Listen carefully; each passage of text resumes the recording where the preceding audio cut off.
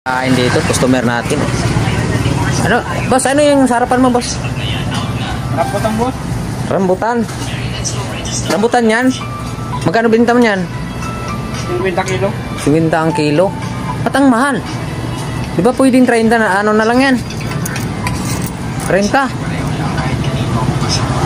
Ha? Pwede 30?